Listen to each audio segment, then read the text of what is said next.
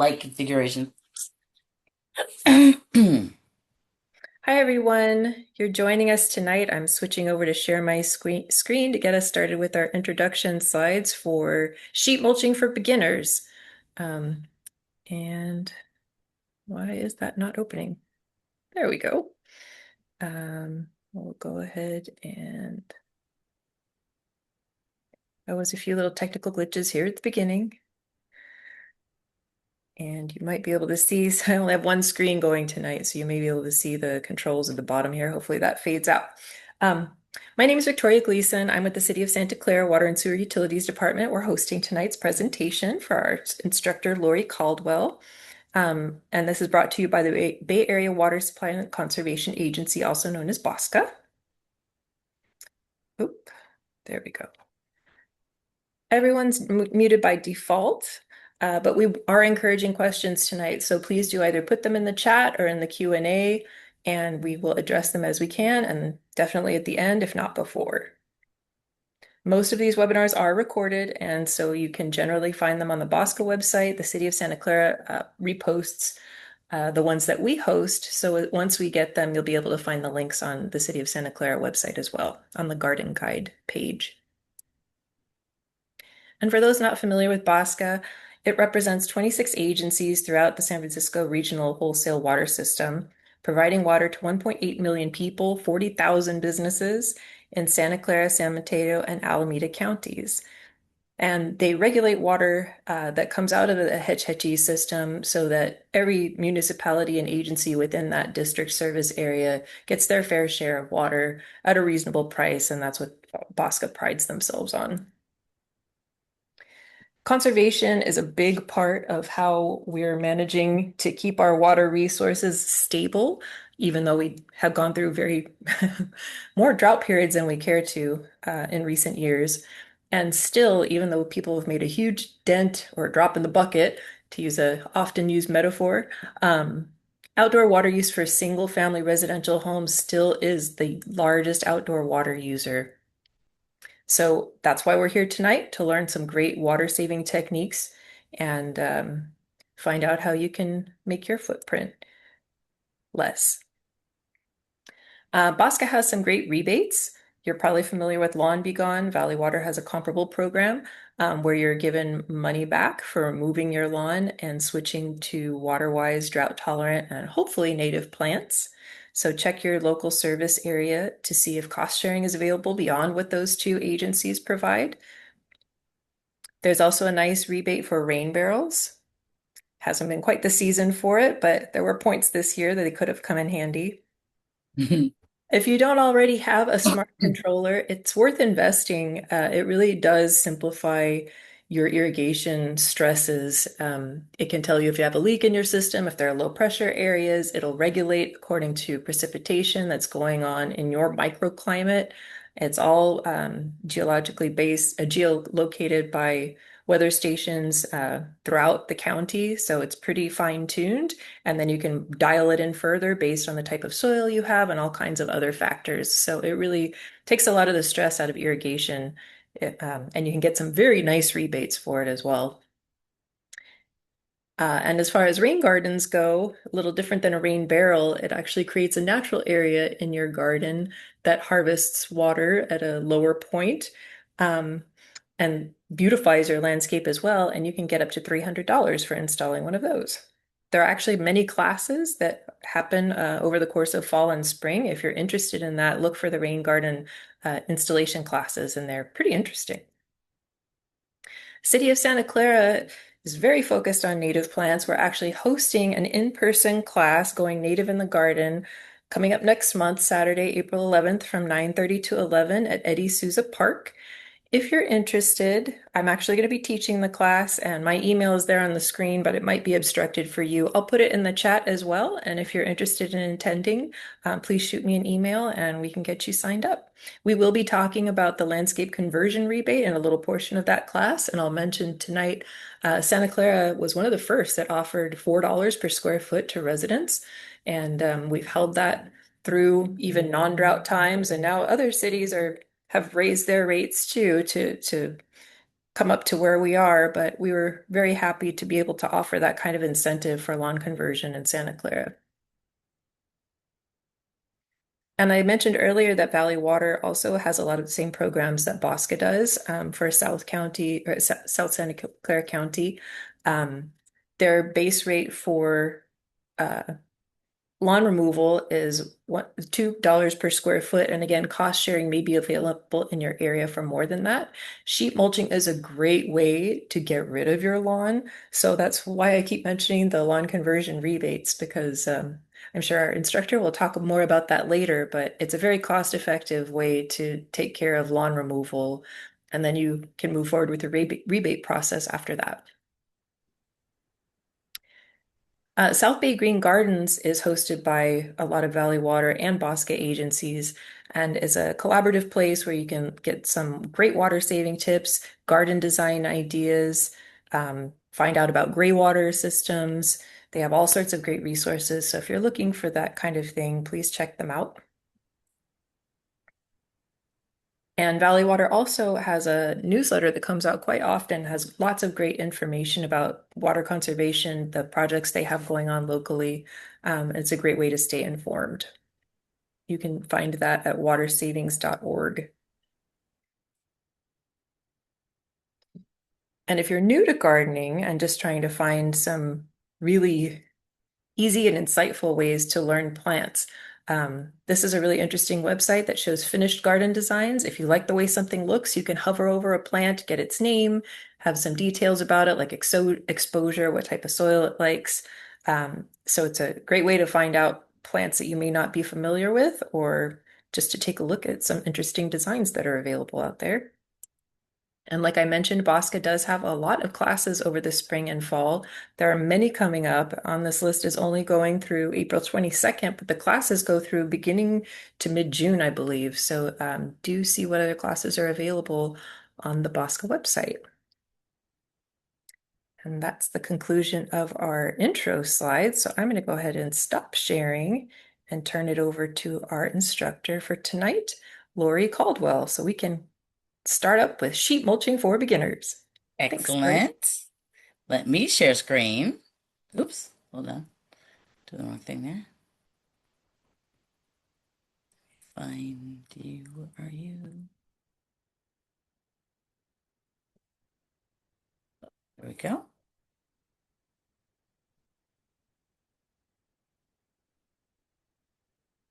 Awesome. All right. Good evening. Good evening, everyone. So, today we are going to be talking about sheet mulching.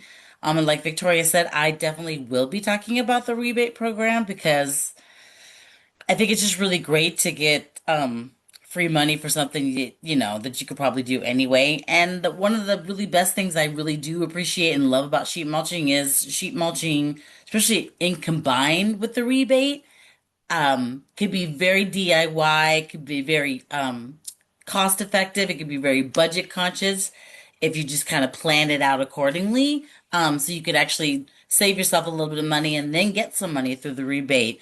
Also, too, depending on what water agency that you are working with, always take advantage of everything that they have to offer as far as the rebate is concerned. They usually offer stuff, of course, for things like lawn conversion, but sometimes there's things like mulch coupons. There's rebates generally around like smart controllers, irrigation supplies, usually things around pressure regulators for drip irrigation. Always just take advantage of everything that they have to offer since you're filling out the paperwork anyway. So, all right.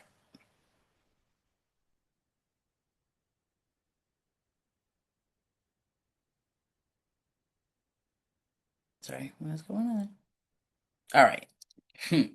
So, for today, and then please, I love all kinds of questions. If you have any questions, specific questions, we're a small group today, so we can do audio questions if you like. I'm totally free for that. So, what is sheet mulching? We're going to talk about the benefits of it, and then we're really just going to get into the and kind of into the meat of it all. We're going to talk about the prep steps, including applying for the rebate, the recipe, and then talking about planting after sheet mulching, and then some general troubleshooting and stuff like that. So I've taught folks how to sheet mulch for a very long time, and I've done dozens and dozens of sheet mulch projects on my own. So I've tackled things like ivy, I've tackled things like Bermuda grass. I've seen all kinds of stuff. So please bring those questions. I always say this, but to me, sheet mulching is kind of like the perfect marriage of cardboard, compost, and mulch. These are our three kind of key components when it comes to sheet mulching for sure. Some of the many benefits that they are is my favorite is building healthy soil. It's just a great way to really do a really good job of building healthy soil without not much. I mean, the labor, of course, involved in sheet mulching, but after that fact, the fact that all the materials that you're going to be using are organic in nature, eventually they will all break down and work their way into the soil. And there's a little maintenance that have to be done. This is not like a permanent type of thing. It's temporary and it can things can decompose on different rates depending on different times, different seasons. So, especially rainy season, things are going to go relatively fast. Where, like in a drought season, your cardboard and your mulch and everything like that will last lot longer because it's not really exposed to the elements. So, that's something definitely to take into consideration. It's going to promote healthy soil and healthy plants, which is super important. I just sheet mulched just a few months ago, my little yard here, my front yard, and I ripped out landscape fabric and put down cardboard and mulch, and I put some composter on my existing plants that I have there. And within just a few weeks, I could see the significant change in how my plants were reacting to it. They just had a lot more life, a little bit more vim and vigor to them. So it really does make a difference. It's going to feed the soil food web. Basically, this great biology, this whole ecosystem that exists right under our feet. And when we feed it, then what happens is they return the favor by kind of really just being on the scene for taking care of things before we even know they're actually going to happen. So anything like pests or sometimes diseases just get stomped out because as we feed it, their populations or the macroorganisms or the microorganisms all naturally increase. They become predators to any kind of things that we don't want or they naturally don't want in that landscape as well. So sheet mulching is great for unused areas. It's never really a kind of a good idea to leave like just bare soil. It's always nice just to cover it. I would actually prefer like a weed patch than I would a piece of bare earth. At least there's organic material, even though they are weeds and we're not necessarily, excuse me, really like them that much, but they do hold the soil in place, unlike bare soil. So if there's an area where you're just not really sure if you're going to do anything with it or if you want to do anything with it, but you're really kind of sick of looking at it, you could just kind of sheet mulch it and just let it just kind of sit there. That the mulch and the whole kind of thing just kind of makes this beautiful kind of blank canvas and to which to work with. And if you have existing plants in your landscape, you can sheet mulch around those and incorporate those into your landscape, and it's going to help with them retain moisture. It's going to help with keeping roots at a good temperature. All get really great benefits for that. It's going to save you money, water, and time, especially if you're getting rid of things like a lawn. And one of the great things about if you are getting rid of the lawn, you do not have to remove that lawn in order to sheet mulch. I always tell everybody just sheet mulch right over on top of it. It's going to decompose that lawn, and then all the nitrogen that has been required to keep the lawn in green color and pristine shape is all going to work its way back into the soil and then help feed that soil food web underneath.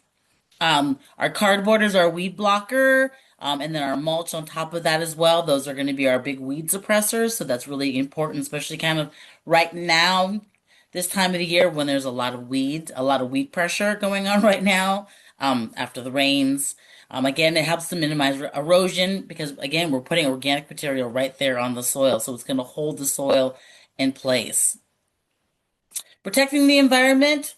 That comes in a variety of different forms. Like I said, sheet mulching can be very kind of budget conscious and is a great way to kind of pull things out of the waste stream. Like I can get mulch for free from an arborist or depending on where I live or my situation, I can get free compost from either my city or from my waste hauler. Um, I can I can get cardboard at a bike shop or a furniture shop. I can kind of divert a lot of these materials away from the normal waste streams and then just basically put them in on there. So I'm really kind of reducing kind of like my carbon footprint in a lot of ways when I'm doing that as well. And again, it's going to really hold moisture a lot longer. So you're not going to have to use as much water, which is nice. And then it's going to keep the soil temperature and the soil moisture at a pretty much nice little even keel. So it's going to also help to keep your plants a lot healthier in the long term as well. Pretty pictures. All right. This is the bloom actually right now. This is a red bud. This is a California native. It is drought tolerant. It's gorgeous. It starts off with those lovely little kind of purpley blooms and then eventually transitions to those little kind of chartreusey green leaves. That's a really, really good plant. And apparently really good for basket weeding. I just went to the museum today. So, apply for the rebate. Definitely first. You cannot get it done retroactively, so always make sure that you apply for it. Generally, they're going to have a few questions for you.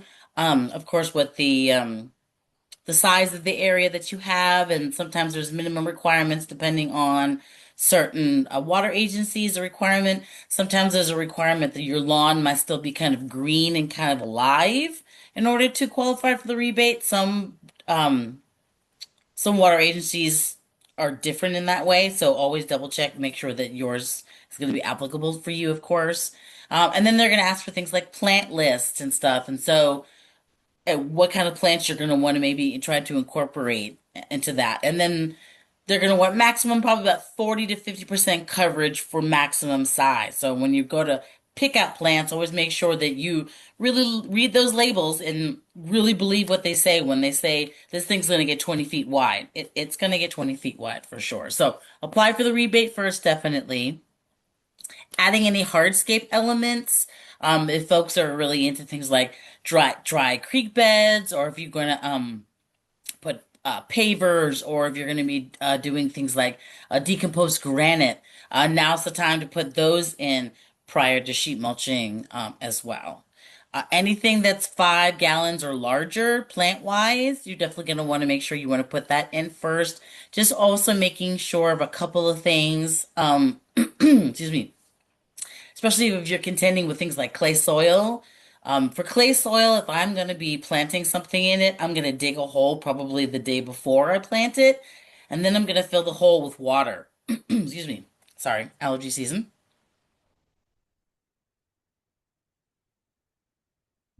I'm going to fill that hole with water, and I'm going to wait for it to drain. It's clay, so it's probably going to take a good day for it to drain, which is nice. And then I'm going to take the sides, because the sides, if you do a pretty good job of shoveling, the sides are going to be pretty smooth on the side. And what you're always trying to avoid with clay soil is basically planting a plant in a clay pot. So I'm always going to want to score the sides of a clay hole that I dig, whether it be just using a knife or a hori or the edge of my shovel, or if I'm taking like a digging fork and just kind of pricking it into the side. I want to make sure that I want to make sure that water and nutrition are able to pass freely between the area where the soil is and where my plant begins. If that doesn't happen, then basically it's just like this plant is like living in a clay pot. And all that's going to happen is the roots are just going to start to wind around and around and around the base, and it's not going to grow at all. So I'm always making sure that you try to score and puncture it so that can actually happen, is really kind of super key. And then when you actually plant it, because you're doing it prior to sheet mulching, and depending on the type of the plant it is, you're always going to want to try to avoid like a bowl kind of situation where if I'm planting it regular and I'm planting it at soil level, so if at soil level is fine, but I'm definitely trying to avoid it where it's a little lower than soil level. And so now this becomes a whole literal reservoir of water right at the root ball. And if it doesn't drain, it's just going to sit there and cause a lot of damage and possibly potentially kill your plant. So I'm always going to want to make sure that I'm going to plant it slightly above the soil line. So then when I sheet mulch, I do cardboard, compost, and mulch. At least it's even with the plant. Or if I'm trying to kind of plant something that's drought tolerant, I'm always going to want to plant it on mounds whenever possible, just to increase the drainage. It really benefits them so their roots don't get wet, so you don't end up with root rot situations, which inevitably is going to kill it. So I'm going to either try to make it even or make it slightly above, so I have a little bit of a mounding situation to kind of increase some of the drainage on that. Anything weed wise that maybe has a diameter of about a dime or larger, I'm gonna want to pull that out. Most likely, I'll probably have to shovel that out, but I'm definitely gonna want to pull that out. Any other kind of weeds, you can just kind of chop and lie and then sheet mulch on top of it. Again, weeds, they still have a lot of nutrition in it, so you're basically just composting them in place when you sheet mulch them on top. But those really thick ones, they still are gonna want to grow, and you definitely want to make sure that they do not mess with the integrity of your weed blocker, which is that cardboard. You definitely don't want any light to kind of penetrate through. And then, like I say, there's no need to remove that lawn. Absolutely not. You can go ahead and sheet mulch right on top of it, which is great. It's a time saver, definitely. Now, before you dig for your plants, there is some trenching that needs to be done as part of the process as well, and we'll get to that next, is to contact 811. You can either call them or you can go onto their website. The website's pretty easy. You're just gonna create a ticket, is what it's called, and you're just gonna let them know that you're gonna be trenching wherever it's going to be, your front yard, your backyard, wherever your sheet mulch project is going to be, and then let them know. And then they're going to come out and they're going to mark up all the utilities and where the gas line, the water, your cable. So I had a client one time that there was like a kind of weird conduit that went underneath, his property that he did not even know that existed that belonged to the city. So, they'll all come out, they'll mark it appropriately. So just be on the safe side when it comes to digging, so you're not running into anything that's really going to stymie your project or potentially cost you a lot of money or hurt your house. And so yeah, they'll come out and they'll paint, and they'll leave flags. PG usually generally leaves flags, and they'll be able to mark that for sure. And then usually they need about a 2 week window from the time that you pull the tag to the time that they come out. So make sure you give yourself enough time for that as well.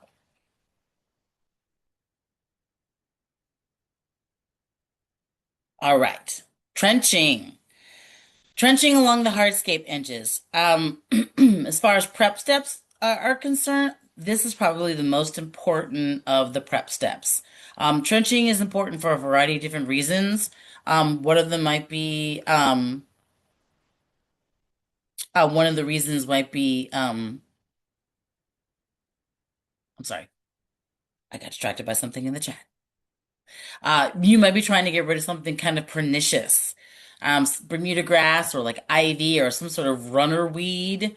Also, too, trenching is also important because you want the mulch to kind of stay where it needs to be. And if I'm trenching, when I talk about hardscape, so like sidewalks, your driveways, walkways, sometimes there's utility boxes or junction boxes, anything that's basically not soil or grass or plants or anything like that, you're going to want to trench around it just to make sure that you can move the cardboard into the trench in order to kind of suppress any weed blocking that may be running, as well as making sure it stays. Because if I don't trench, and here's my hardscape, and then here's my evenly, and I start off with cardboard. It's cardboard, then compost, and then mulch. And then now I have this 4 to 5 inch stack right along next to my hardscape. Well, it's not going to stay there. It's most likely going to spill out onto the sidewalk, which we definitely want to try to avoid. So when we're talking about trenching,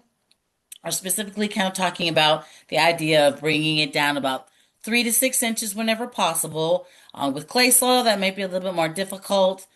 I'm always going to say that if you are going to if you know you have clay soil and you are going to be trenching, just hit that area with the hose maybe a couple of days before, just to kind of loosen the soil up, so it's going to make it a lot easier to work with. That would definitely help. Um, because if you do try to do it in the summertime, it's just going to be brick, pretty or adobe. It's going to be a lot. So 3 to 6 inches down whenever possible, if you can. I'm going to do it at about a 45-degree angle. That way I can accommodate my cardboard. Sometimes it seems like it would be kind of natural to think that you might want to do it at a 90-degree angle, like a nice kind of sharp corner. But unfortunately, the cardboard's not going to sit on that area if it's at 90 degrees. At 45, the cardboard will go down nice and evenly into the trench. The trench is going to be about a foot wide. I like a spade shovel for that. So the spade shovel makes a great kind of measurement. 45 degrees down at an angle. So then when I do put my stuff in, my cardboard, compost, and mulch, either it's a little bit lower than the hardscape or now it's even with the hardscape. And again, if I'm putting this down, if I'm trying to take care of any kind of pernicious weeds, chances are if they're going to try to escape, this is the area where they're going to try to escape from the most, which is along the hardscape edges. So any trying to block and trying to suppress as much light as possible is always going to be a benefit to you as far as trenching is concerned. So now you've got these kind of clots, these kind of trenching materials. Um, Either you have the option of creating mounds for kind of visual interest along your hardscape. I mean, so, sorry, I'm sorry, along your landscape, or you have the option of just laying it out nice and flat, making it even. There's going to be what's the best way to describe it? A fluffiness factor, I guess is the best way to describe it, when you do the sheet mulching, especially if you're using the trench materials. And once you've kind of stacked everything on top of everything, everything's going to look significantly larger and a little bit fluffier. But eventually, that's as everything starts to settle, it will all kind of settle down. There'll still be a little bit of a raised situation because there is material, but it won't look as mounded over time. It'll definitely settle through. All right.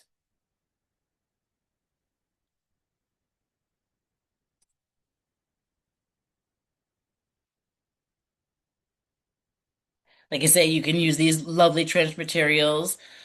A lot of our yards are just kind of flat. So if you want to, make some for visual interest, especially if you're doing large plants, that would be a really great thing for that. And then of course to increase the drainage for anything that might be kind of drought tolerant. I include save money to this because unfortunately, because that is clots of soil, it does not qualify to go into our organics cart. It would actually qualify to go into the landfill cart. And generally, since the landfill cart is usually our smallest, and the clots that you have and you're going to be collecting as part of your project are probably going to be pretty significant. So it's just a question of trying to reuse it as much as possible on site whenever possible, or spend weeks trying to fill up your garbage can, so it can just basically go into the landfill, which it's still kind of mixed reviews because there still is some organic material in that. So, which is not necessarily the best thing for landfills. So, either spread it out flat, just kind of flat all over, or again, making mounds is a really great way to go with that too. All right. So while you are trenching, chances are, if you have like an old school traditional lawn, chances are you're probably going to run into the piping for your irrigation, usually for your sprinklers. And so now's the opportunity to cap the ones that you don't want to use, and then convert the ones that you do, most likely to drip irrigation. Drip irrigation is a really, really great, efficient, good way to go. Again, a lot of the long conversion rebates include a pressure regulator. Generally, the pressure that comes out of your water is going to be substantially kind of really ridiculous as far as pressure is concerned on your drip irrigation. So the idea is to try to bring down the pounds per square inch from to about 25, 30 pounds per square inch, from probably anywhere from maybe like 100 to 80, with like your shower water, or how your water will come out of your kitchen. Definitely to bring that down. And that's going to be definitely key. If you don't have existing irrigation in your lawn and you want to have irrigation, irrigation can be very easy. My friend Chris just describes it. It's just like Legos, but for grown-ups. Always making sure that the connections are connected, plastic on plastic with Teflon tape, so things don't so things don't leak. Making sure that that you repair it whenever often. And you can start it from a hose bib if you don't have like a valve. You can start it just from a hose bib, and then you can run a timer, a pressure regulator, a filter, all that stuff off of it, and then just start your drip irrigation from that as well. And still also have the option of you can get a splitter. So if you still need a hose for whatever you need a hose for, you can utilize that as well. Most drip irrigation, depending on the house, is runs at the half inch. There will be like a half inch PVC, usually like your white colored piping along there, and then from there, all your sprinkler heads will come up. The nice thing about it is you can just unscrew the sprinkler heads, and then because it's at the half inch, you'll need a half inch caps. To do that, you're just gonna, apply some Teflon tape, make sure we clean the threads whenever possible. Apply the Teflon tape, and then you're going to um, hand tighten the half inch cap onto that. And then from there, you don't want to over tighten it because you don't want to crack that. Then, generally speaking, depending on the circumstances of where all your sprinkler heads are, generally it's each one in a corner, maybe one in the center. I might choose the one in the center to be the one that's going to be the one that's going to do for my drip irrigation. Cap all the other four ones, and then most likely what I'll do is I'll just convert that central one to drip irrigation. Now I'm not a plumber. I don't like messing with PVC, so I usually get these conversion kits, these pop-up conversion kits. It looks just like a pop-up sprinkler head, except for I'm going to treat it the same way. I'm just going to unscrew it. I'll screw this back in with a little bit of Teflon tape. It has a pressure regulator to bring it down to about 30 psi. It has a filter in it as well. And then there's a feature that goes on top, so then I can attach a half inch tubing from there, and then from there I can start my irrigation. So it's a great way if you're not really handsy when it comes to stuff like that. It's a really great way to do that. A couple of different suggestions I might have is depending on kind of the slope of where your of what your landscape is.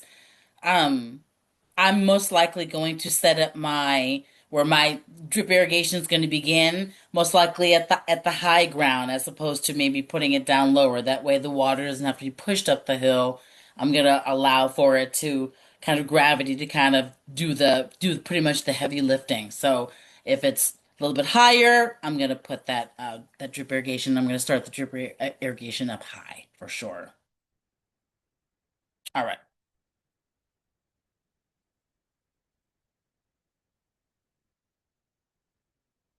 And now we're going to get to the actual recipe of it for sure. Excuse me. So our first layer is going to be cardboard. It's going to be, of course, a weed blocker. It is permeable even after it still allows for water to pass through, which is great. Unlike like landscape fabric, which is plastic, it's just basically going to suffocate the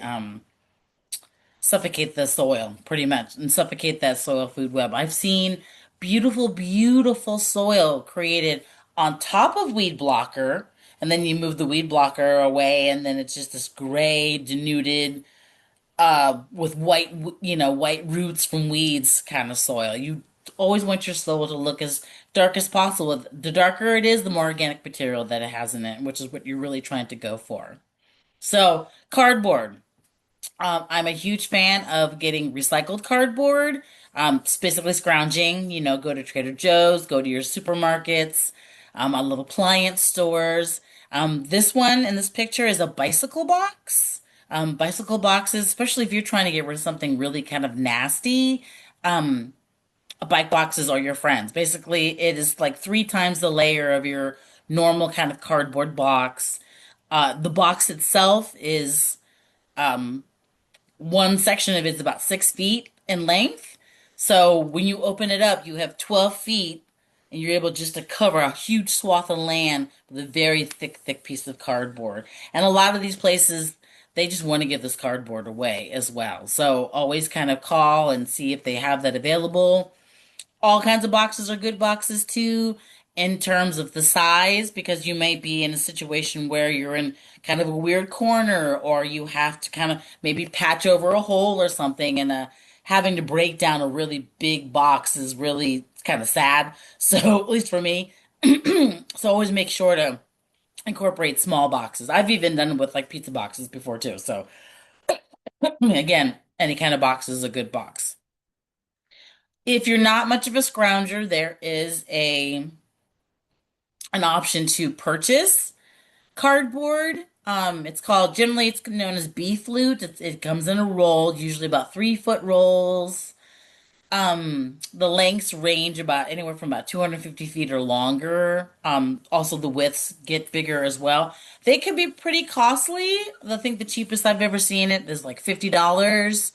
And if I'm honest, it's not the best of the cardboard. Even if I were to purchase rolls, I would still help supplement that with recycled cardboard boxes, just in order to kind of really make a really good layer, especially as you're trying to kind of create the sheet mulch area. Even just sometimes walking on the rolled cardboard just kind of breaks it through, which is unfortunate. Whenever I'm using any kind of cardboard, I want to make sure I want to overlap by 6 to 8 inches. It's natural when you're using cardboard boxes because they have the gaps in the corners, to always make sure that you want to try to overlap that as much. Our whole idea is to try to block out as much light as we possibly can to kill whatever it is we're trying to get rid of underneath. And then if you're getting rid of something pernicious, I would go even thicker. So if I'm trying to get rid of like a Bermuda grass or like a vinca or like ivy, I'd go even thicker. Generally, I go thicker on the cardboard and I go thicker on the mulch as well.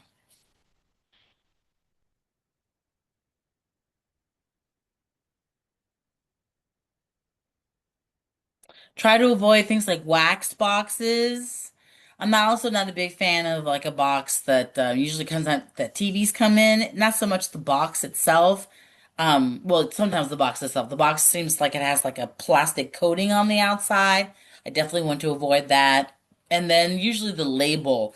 I'm always questioning whether or not the label itself is what kind of chemicals are in the label. If you're just looking like the cardboard boxes that I have listed, that I have here in this photo, even if it's kind of colored, everyone's really swapped over to soy-based inks now. So, any kind of boxes like that, you should be pretty good on. And yeah, Costco's, IKEA's, Trader Joe's on the day they happen to be stocking. I just take a cart and fill it up with cardboard. And if you think that you have enough cardboard for your project, you don't. You always get extra cardboard just on the be on the safe side. You can always give it away.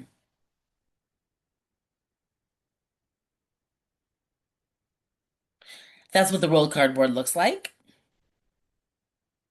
Again, the thing about rolled cardboard is just its convenience. It's instant convenience. So as opposed to sometimes you have to kind of go scrounge a little bit in order to get kind of recycled cardboard. So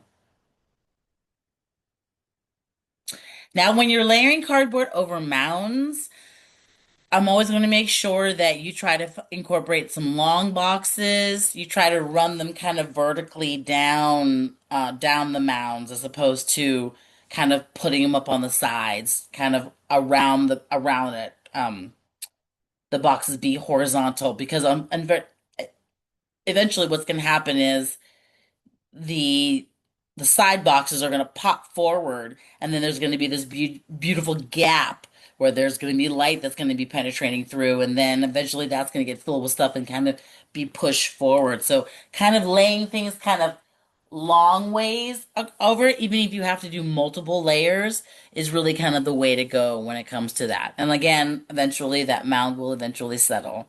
um it's kind of nice. It's like the world's best Tetris game.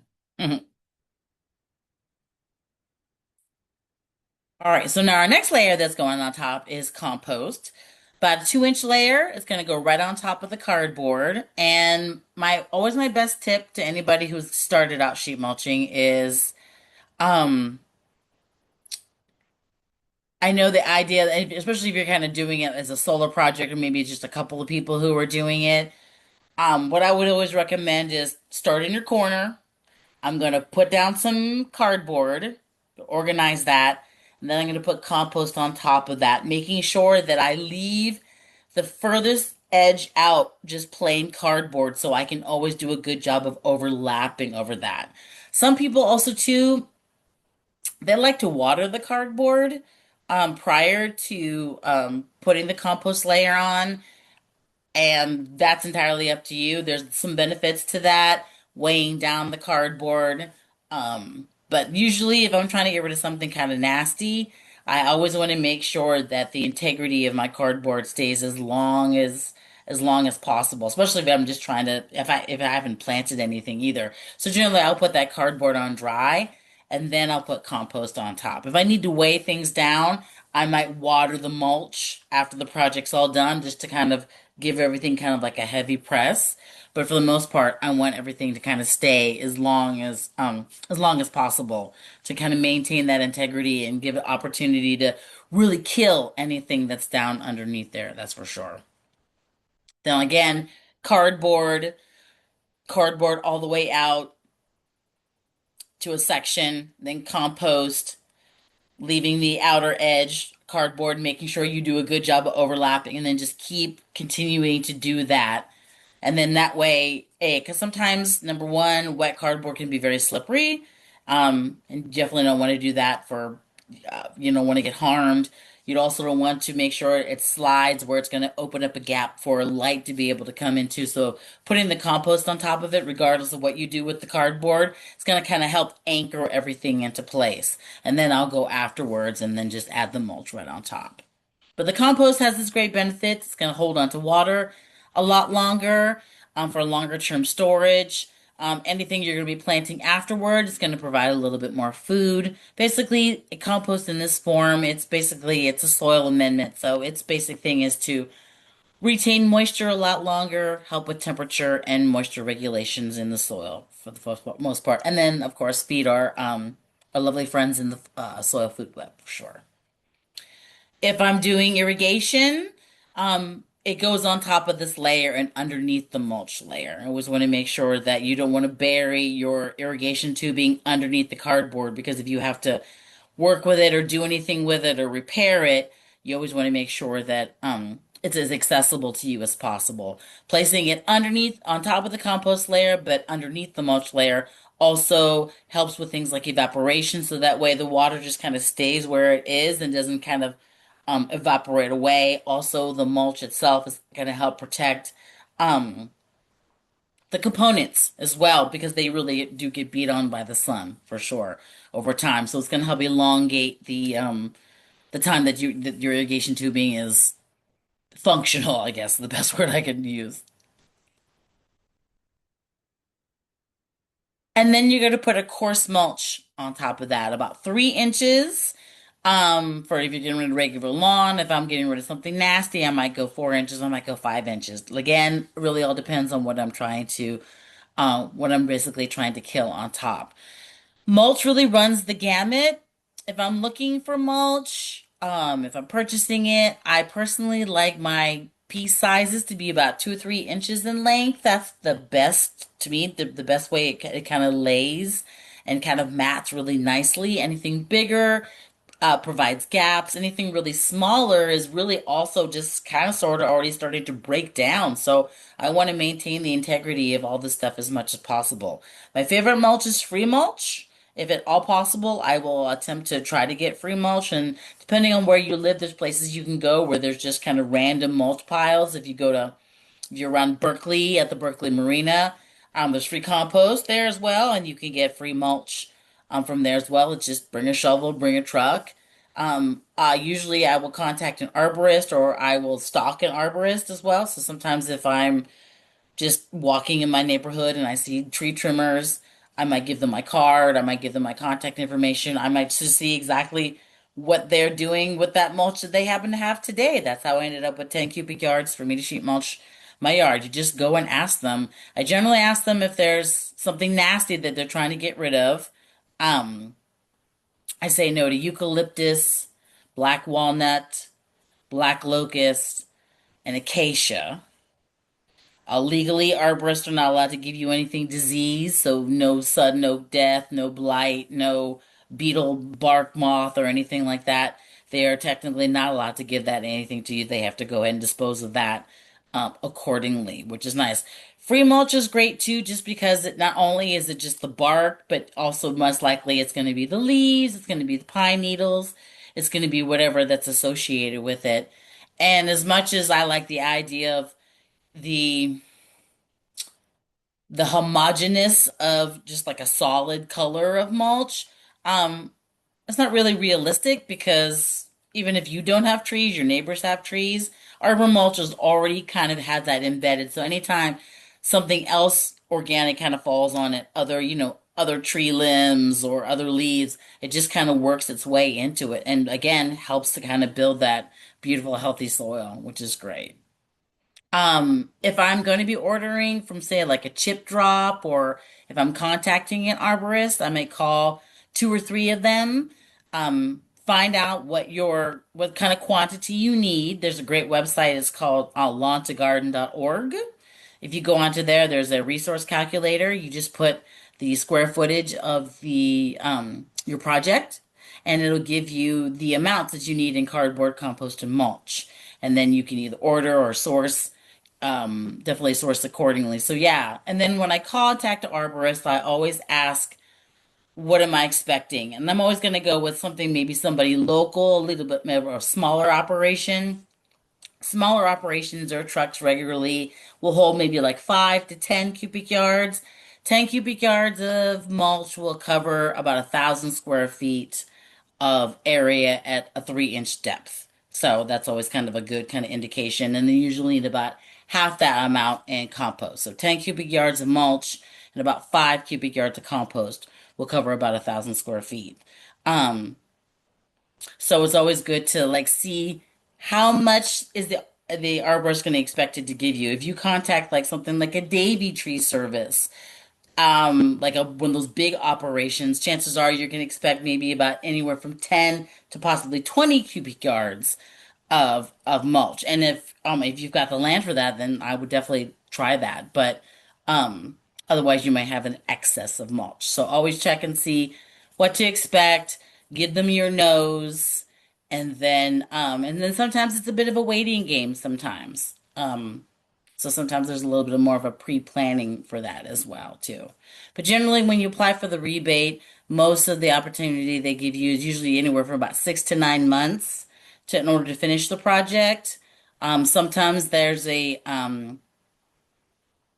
kind of a thing where that you could sheet mulch at any time, but they'll really only allow you to plant in the fall, just to make sure that your plantings end up being successful that way. Cooler temperatures, the idea that that we get the rains will help get your plants established. So those roots can really kind of go down further in the soil. So they're going to be a little bit more prepared for being buffeted by the heat of the summer for sure. When you're applying the mulch, of course, making sure that you don't want to go too close to the base of the trees or the base or the main trunks of your trees or the main stems of your plants.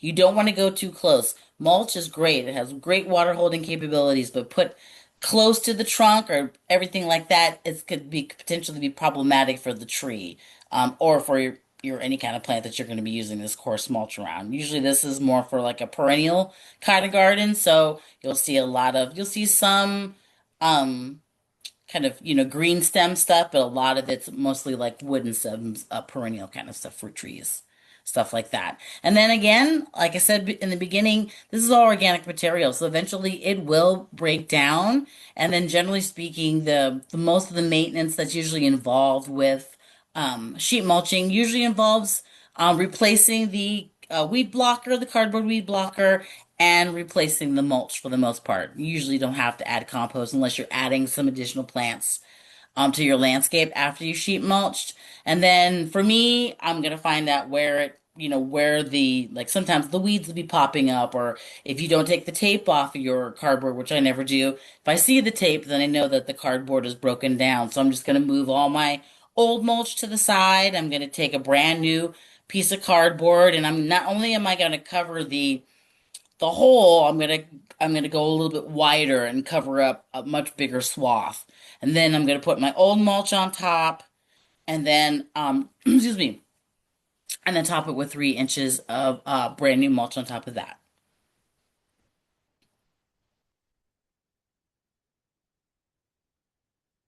Oop, come on, buddy. This is one of my first sheet mulch projects. We got rid of ivy and juniper, and then we put in a very lovely kind of deserty, drought tolerant garden after the fact.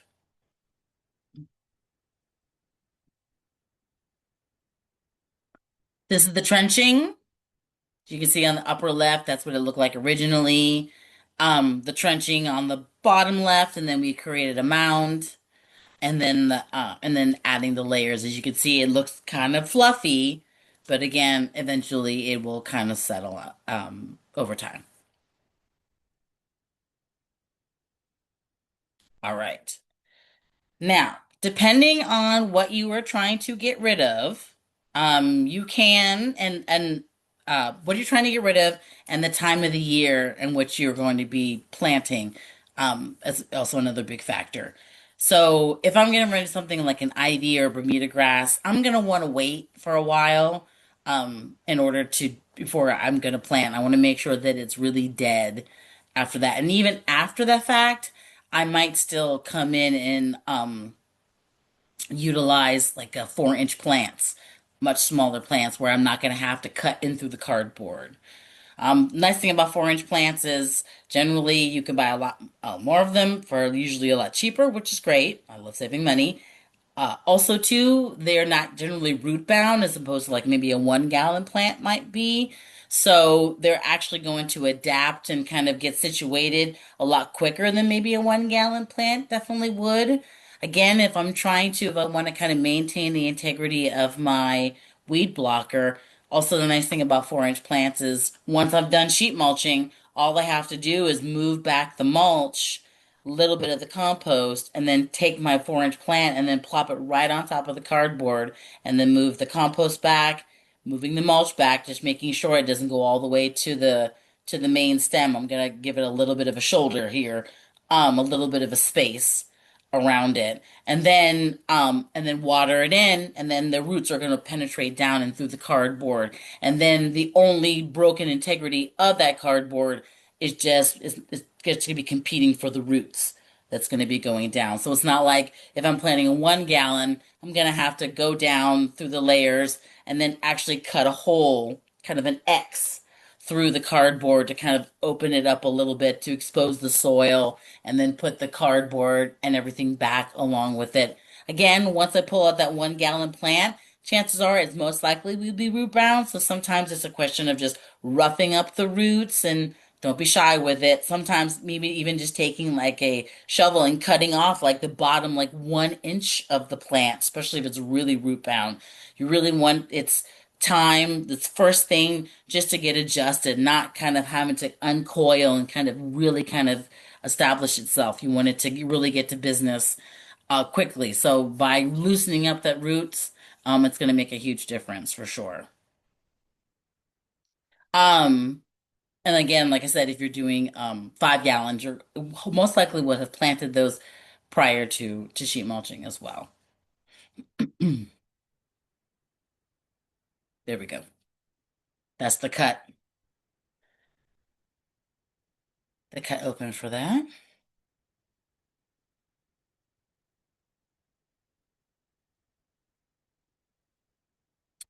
Um, I talked about that, about 11 room, especially things for succulents too. Succulents are they hmm.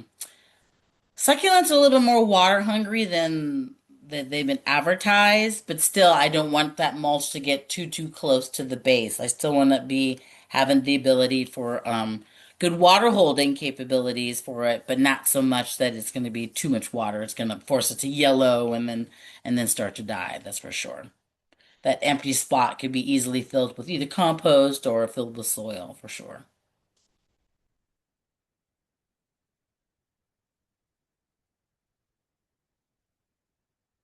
Troubleshooting.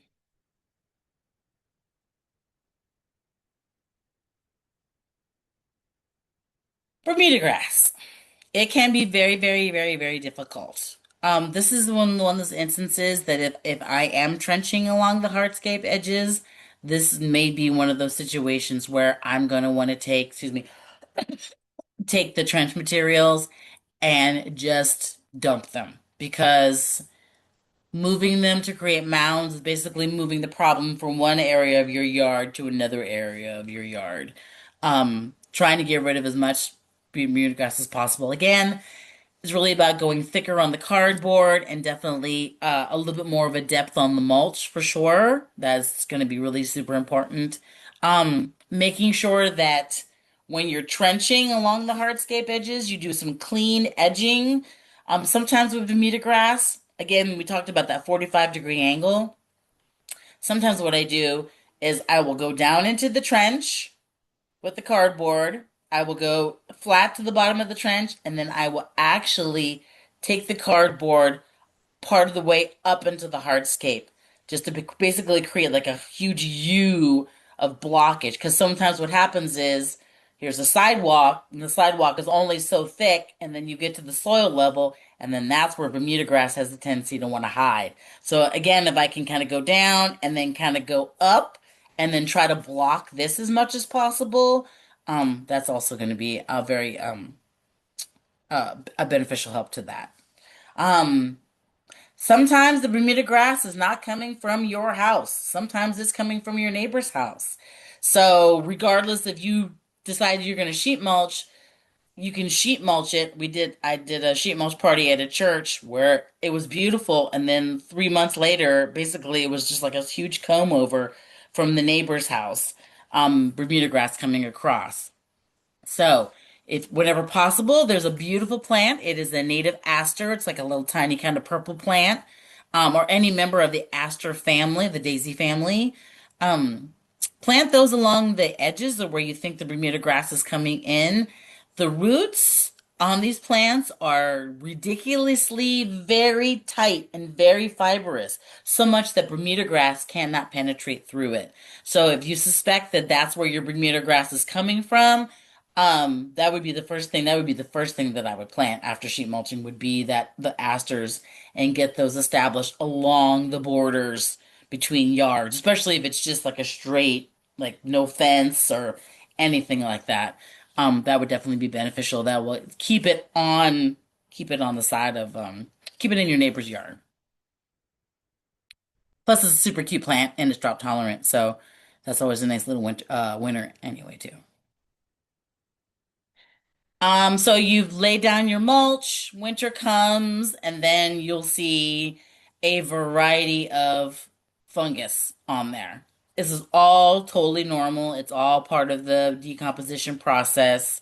The only thing that I would be concerned with is um, if you have kids or if you have dogs who think they're going to want to consume that, then I would definitely go ahead and pull that. But other than that, even when you pull the fruit, it's you're just pulling the fruit. The roots or the mycelium are going to be existing underneath. So you may end up with maybe 2 or 3 cycles, depending on how long the rain lasts. Again, it's a totally natural process.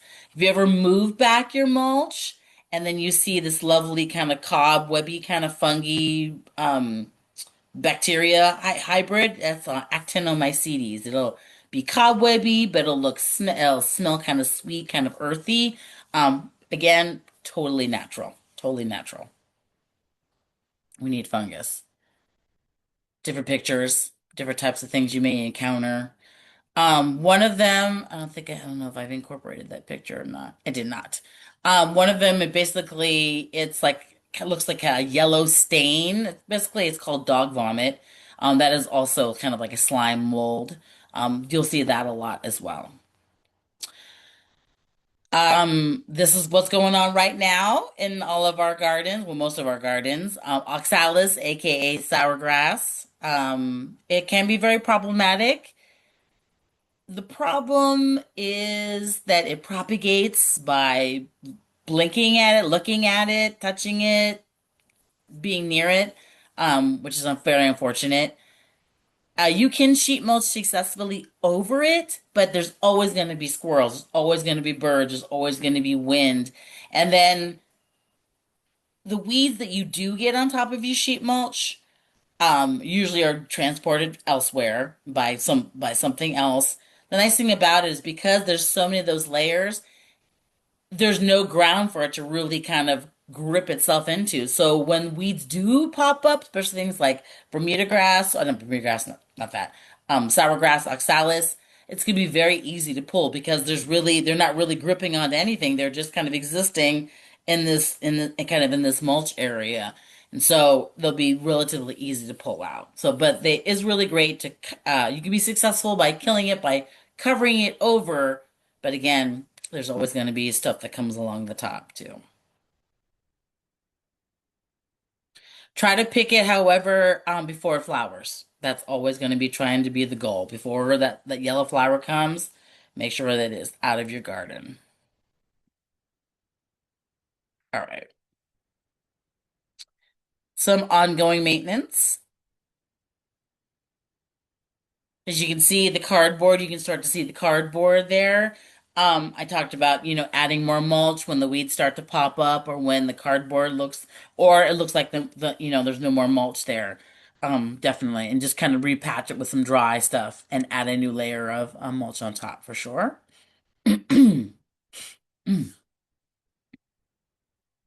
Most plants, especially the woody plants, will usually take a little bit longer to help get established. So, when you start to water things, you always want to take in consideration you want to kind of do kind of like a deep and frequent watering where I'm gonna water it and then maybe like 3 days later I'm gonna maybe water it for like a shorter amount of time. Basically, the idea is to try to force the roots to go further and further and further down the soil and not have them on a pretty consistent um schedule. They're very pretty smart. They're native, so they really kind of know what's up. The nice thing about it is once these plants get established, then sometimes there's a little bit of supplemental water in the summertime, but for the most part, they can be kind of pretty much left on their own, and then they were just going to be relying on the winter rains in order to kind of really stay, stay well and healthy, which is great. Um, Consider a smart controller, an irrigation controller. My favorite feature for that is the seasonal adjustment on a smart controller. I wonder if I incorporate that? I did.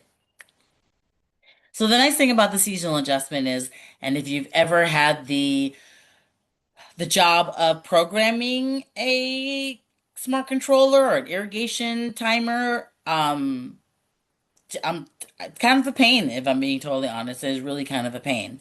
The nice thing about seasonal adjustment is I can set up my zones for whatever I need to set up my zones for, the days of the week, the times, the duration, everything. I can get that all situated. But now, as the seasons change, I can adjust the amount of water that I get. So, as we're working into the hot times, my water's gonna be at 100%. So 100%, all my plants are gonna get it all through summer. Then fall's gonna come. It's gonna be a little bit cooler. I maybe might go down to like 90 or 80%. Again, the timing's still gonna be the same. The dates are still gonna be the same. It's just the amount of water decreases and increases depending on how I set it. Once we get to a little bit of rain, I might make it down to 10%. Once we get to full rain, I turn it off. And then as we work our way again from fall into spring, then the water is going to be increased over time as the heat kind of increases. So it's just a really nice way to adjust the amount of water that happens without having to mess with the zones, and all the other stuff that's usually associated with irrigation timers or smart controllers and stuff like that.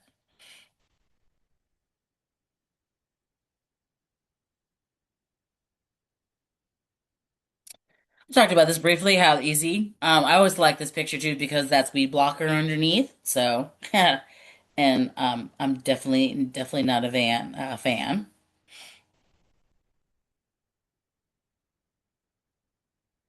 And then these are some really good references that I really love. I really love the Lawn to Garden website. Lawn to Garden website is a regional website, so it's there's all the information for the state of California, which is great. You can, like I said, there's the resource calculator that gives you information on how much materials you'll need to actually do sheet mulching. There's links to all the rebates that you can click on. There's plant lists. There's videos. Um, there's all different types of different really great references. There's also a marketplace of where you can purchase mulch and compost. And then again, I'm always going to tell people to check for free compost. Senate Bill 1383 is in place here in the state of California. Each city, most of our cities are urban cities. Usually, our rural areas don't necessarily apply for this. Um, but each city is required to purchase a certain amount of compost based on the population of the city, and then it has to distribute it throughout the city, whether it be on city property, ball fields, and then they usually distribute it to like community gardens and urban farms, and then eventually it's supposed to really trickle down to home gardeners and the home gardener audience. So always check to see where there's the possibility of getting free mulch. If you live in Alameda County, there is a great, we have a um, compost hub program where you can go get free compost to help you with your sheet mulch projects or any kind of gardening. If you just go to the website is stopwaste.org/compost.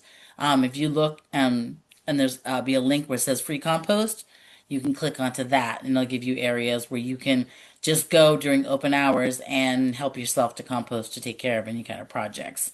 And then, of course, check out any of the rebates that you have for whatever region that you live in. If you're under Bosca, I would definitely check with them because they are the rebate holders. But if you're not in the Bosca zone, check with your individual rebate water agency and check and see what their rebate. There, sometimes they're really doing good. Yeah, $4 a square inch, a square foot is really good. I think that's the most expensive, which is great because it's really important to get rid of it. Lawns are very water hungry, resource hungry. We can't eat it. Roots don't really do anything. It doesn't really do too much for carbon sequestration. So it's always best to try to cover it up whenever possible for sure. And that's all I have for y'all today. That was fabulous, Lori. Thank you. Welcome.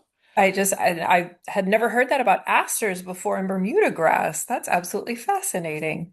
I know. And I had a client. She had a we transplanted some from her backyard to her front yard and it totally worked. It's like, holy Wow. cow. Yeah. So yeah, it's a really great way to, you don't have to worry about poisons or anything like Neat. that. So yeah, Um, asters are, and then, flowers. yeah, for sure. Absolutely. I was wondering, do you have a source for native asters? We have not too, I mean, we have a few here in the valley, good native garden resources, but what do you have a recommendation for us? Oh, for like a plant nursery? Right, because you had mentioned that native asters do a great job, and I'm not sure that I've ever seen them in the nurseries that we. Oh, yeah. I mean, up where I am, I'm in Contra Costa County. I live Orchard and Alameda County. I mean, it really runs the gamut. I mean, Okay. there's so many nurseries. There's Plowshares Nursery in Alameda. There's East Bay Nursery in Berkeley. There's Alden Lane in Livermore. Um, yeah, there's a ton of Okay, nurseries. I'll check those And out. be honest, I'm always a huge fan of an independent nursery. Yes, for sure. Just for the fact that you're just getting a lot of knowledge from that person who works there, or at least there should be a person who works there, as opposed to, you go to like a big box store and stuff like that. I also wanted to give a shout out to the in one of your slides is the Bay Area Gardening.org page. Mm-hmm. I really like that because you're able to kind of make a list of plants that you like. I think you can make kind of like you can curate a list, something that you can print out and take with you to the nursery because as a kind of like a shopping list. So you can kind of pick and choose, or if necessary, you can definitely make orders through local nurseries as well too. So it's always nice to kind of go in, kind of, prepared. Absolutely. And it's helpful to nursery staff. I actually, before my current position, I worked for years for a small independent chain of nurseries here in the South Bay. There are three stores left. Summer Winds. I used to buy plants from the district office. You're speaking to You the do a lot of propagation, right? No, we weren't a grower. We're a retail nursery, but we work with a lot of independent growers and Oh, small growers around San Francisco Bay Peninsula and Monterey Bay Peninsula, and so nice. it is independent nurseries kind of struggle, but those are the places where you're really going to get that knowledge. You're absolutely right. So Absolutely. And I have no problem just, throwing down my money in an independent nursery too, just because, and then the quality is just, you know what I mean? I've never gotten a sick plant from independent right, nursery. right, Never. Not one time. yeah, for sure. So, yeah, there's definitely that. Well, I'm not seeing any questions in our Q&A or the chat. Um, I did have one for you. I learned Oh re yeah, absolutely. I learned recently at Valley Water that they're really pushing composted mulches because they are less flammable and apparently have a higher moisture retention. The only place I Yes. know of that has it around here is Lingso on the peninsula. Are you familiar with any other sources for that? And what's your thought on composted mulches? Oh, I love composted mulches. So, okay, so this lends itself to a whole other conversation, actually. Oh, This lends sorry. itself to this. No, no, no, no, no, no. I mean, I'm happy. I'm totally happy to go there. It really lends itself to the conversation about what we put in our green cart. Right. So, a lot of what goes in the green cart, and this is a complete result from like things like greenwashing, is a lot of people put these kind of plastic biodegradable, quote unquote, biodegradable bags in there. And all it is just, it's got the same kind of polymers as regular plastic. It's got the same kind of binders as regular plastic, and it breaks down just like regular plastic. Or people put plastic in glass and all that stuff. Yeah. So during the whole process, if I'm composting like mulch and tree trimmings and food waste and stuff like that, this composted mulch is usually the end result after the sifting process, after they've sifted out the compost. All these composted mulches are also known as overs. Basically, just the big chunks of wood. Like you said, they're bioreactive. They hold on to a lot of moisture. But because of the plastics, they cannot separate the plastics from the overs or from the composted mulches. And so they have to be tossed into the landfill. Huh. So if we would all kind of keep our stuff a little bit more cleaner, that would be, you know what I mean? I'm not sure exactly what Linkso is doing. I'm assuming they're probably just doing all green waste, just Yeah. all green waste composting, you know what I mean? Where it's just like Mhm. arborists drop off, Right. tree trunks and stuff like that, and they're able to control the contamination. But yeah, I'm a huge fan of it, but they're kind of like the unicorns of mulch. Like, Yeah. or the Bigfoot that everyone sees it every once in a while, but people don't really believe it exists. But it does exist. But unfortunately, it just ends up getting trashed at the end, which it just is so sad. Hmm. Well, So yeah, thanks I'm a for huge that fan of it. breakdown about But it. yeah. Okay. Well, I appreciate that. Well, since we have no other questions, I don't know if you had any final thoughts before we say goodnight. I mean, I'm always just going to try to encourage folks just to kind of really do it. Like I said, it just makes us a huge difference on how your plants kind of react with them. You react with their soil and just kind of how they show up. Like I said, I just didn't really do too much of anything. I didn't even include compost. I just did cardboard and mulch. And Mm. within a few weeks of just kind of watering my plants, they all kind of just kind of rebounded, you know? So it's just a really great way of just maximizing the water usage that you have. So you're not going to have to use as much water. Who's, who's, oh, pardon me. You're not going to have to use as much water, which is great. So you're going to have these great water savings and just have great, lovely, healthy plants. So I'd say do that. Um, Depending on how big your project is, take it in chunks. I know the idea is, and that's kind of where I am, where I'm like, I need to finish all of this today. But sometimes it's not necessarily the case. And I'm always a huge fan. If you are going to sheet mulch, try to sheet mulch maybe in the fall. For a couple of reasons. You can sheet mulch and then plant usually afterwards. Also, too, it's going to be a lot cooler for sure. Nobody wants to shovel compost and mulch in like 90-degree temperatures. I'd rather do sheet mulching in the rain than do it in 90-degree temperatures, if I'm totally Right. honest with you. Right. Totally honest. So yeah. So yeah, and then just take it one chunk at a time. Don't feel the need to kind of, do it and then do it in stages. If there's um cost concerns with things like plants. Right, like especially like right now, there's a lot of plant sales that are going on right now. I'm always going to check like the local community colleges. They have all these great horticultural departments, and they do this whole big thing of propagation, and they propagate a lot of native plants and stuff like that, which are usually in the 4 inch or smaller plugs.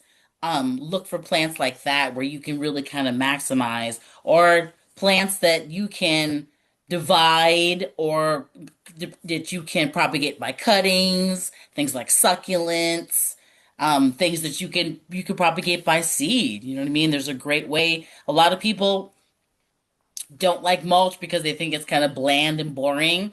And then there's always going to be space and time where you have to wait for your plants to kind of fill out and kind of fill in the gaps and kind of become your future garden. And I always tell people, if you're interested in doing that, then get yourself some native seeds, some annuals. I'm gonna, mix it with a little bit of compost, a little bit of potting soil, and then I'm just gonna broadcast it on top of the mulch. And then all that stuff will come up, fill in the gaps, and then eventually either kind of die back or come back and be easy to like California poppies or something like that, just to kind of fill in the space. So that way it doesn't look so kind of like blank and kind of blah. There's a little bit of action going on while you're waiting for your other plants to kind of mature.